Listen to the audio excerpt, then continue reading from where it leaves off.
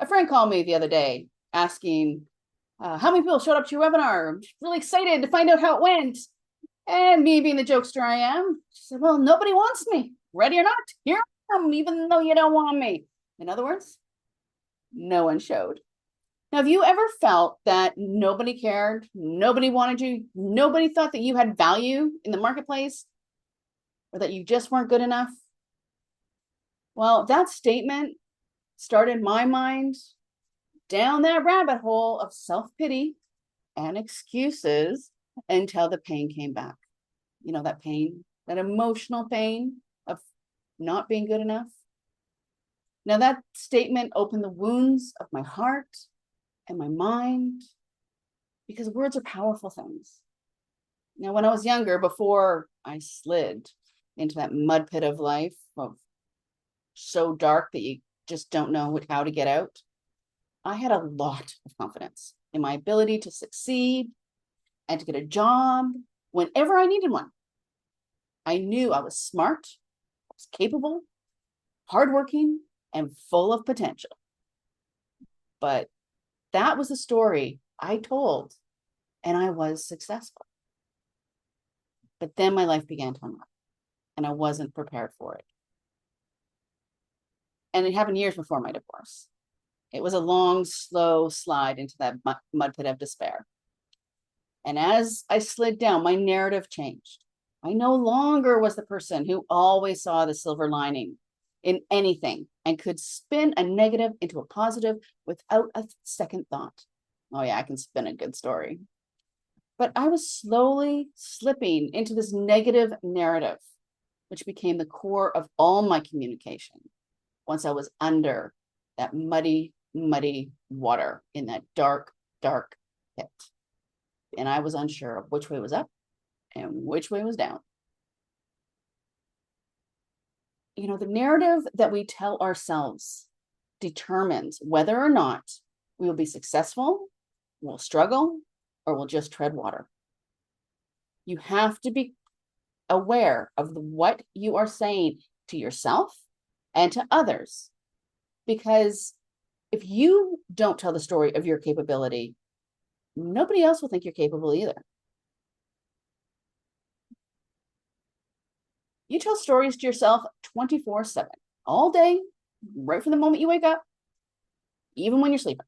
We call those dreams or nightmares in most cases. And those stories will give us confidence, or they'll break us up into little pieces. And today, I'm okay. You know, I'm fine. I'm upbeat. I'm happy.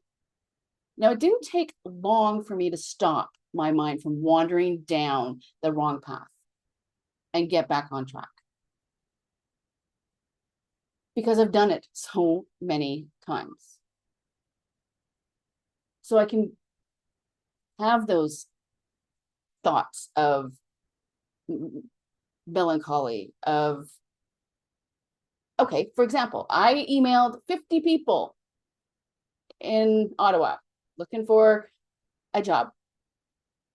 Yes, a job, because I believe in what's happening in Canada right this moment. I believe in Carney's vision and I want to be a part of it. But that wasn't enough. And when I'm looking at that going, only 50 people and only 3 clicked to go and send my resume,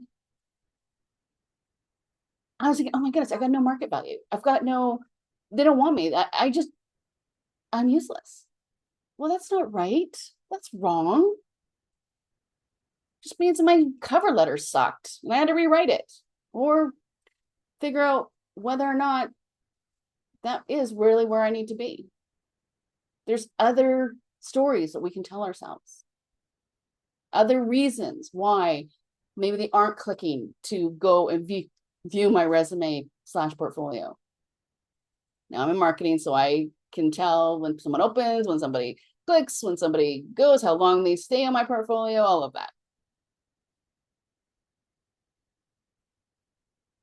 And it helps, but it can also hinder when out of 50 people, only 3 did. You know what I mean? Maybe there's just not a job for me. Maybe there's just not a job for anyone that isn't there. Maybe there's not jobs available at the moment. I don't know. So why would I think that it's because I am less? I am not good enough. You know, it's not the truth. Now, I went through 2 years of looking for work after my divorce. My divorce had me with my two kids 100% of the time, single parent, not much in the way of child support. And boom, I lose my job. And for 2 years, I struggle to find a new one. I'm getting 3 new interviews a week, going through jumping through all the hoops, going to interview after interview after interview as they send me up higher and higher in their interview hiring process, only to be either second or third or drop off halfway in between, over and over and over again. And that can really bring you down. It can be evidence for your story of being not good enough.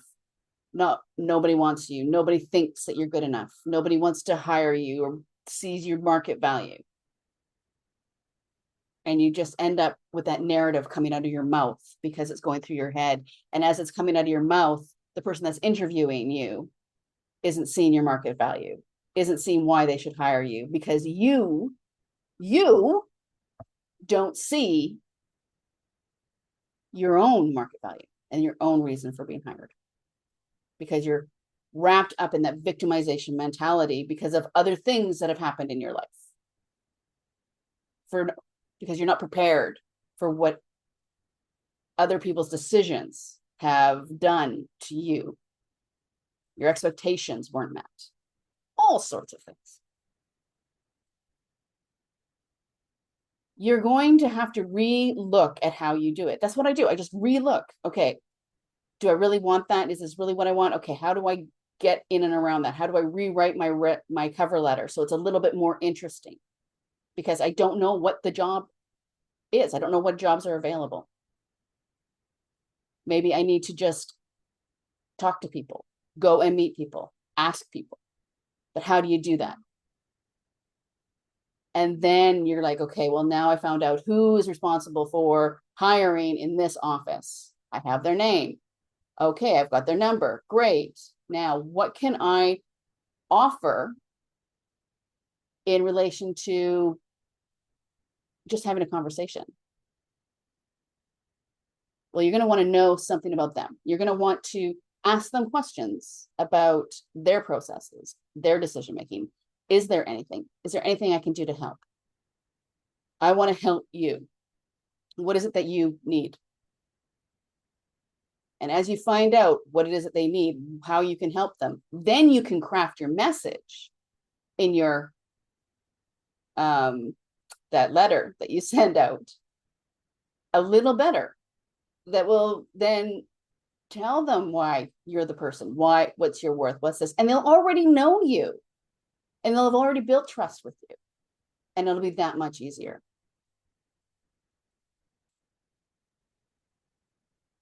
Now, a few years ago, when I was struggling, getting my mind out of the darkest of places, the first thing that I did was I wrote on a great big piece of paper, I'm enough. Now, at the time, I thought it was total BS. I thought it was the stupidest thing in the world. I thought, how in the world can this change my idea about make my life better? How is writing I am enough on this big piece of paper and putting it on the wall where I would see it when I fell asleep and when I woke up? Well, it worked. I was shocked. I mean, I still think it's kind of a dumb thing, but it worked. So I guess it wasn't that dumb.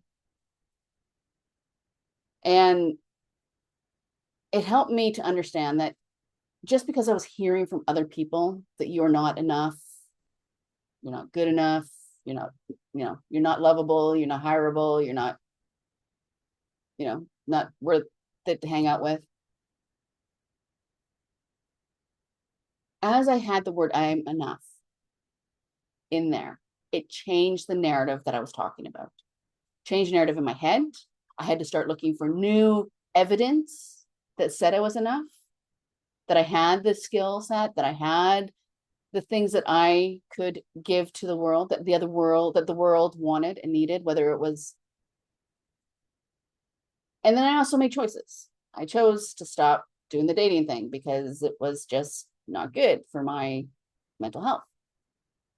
I chose to run a business because I needed wins in order to feel like I was capable and I was really good at what I did.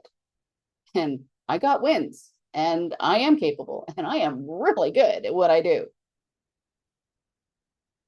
But you have to find ways to create that evidence or find that evidence. Now, it may be all around you, or maybe you don't have it yet. And you have to strike out and try something, maybe volunteer to do something and get that win to see that you can really do what it is that you want to do, whether it be a job or just hanging out with friends. Now, I don't know what tomorrow will bring. I don't know what tomorrow will bring for me, and I don't know what tomorrow will bring for you. All I know right now is I'm here. I'm doing the tasks that I need to do to get known as a speaker, to get known as someone that helps people. And maybe this message right now today hit the right person and they have changed their narrative to become a stronger individual. And that's all I can ask. And that's a win in my ledger. So until next time, peel out.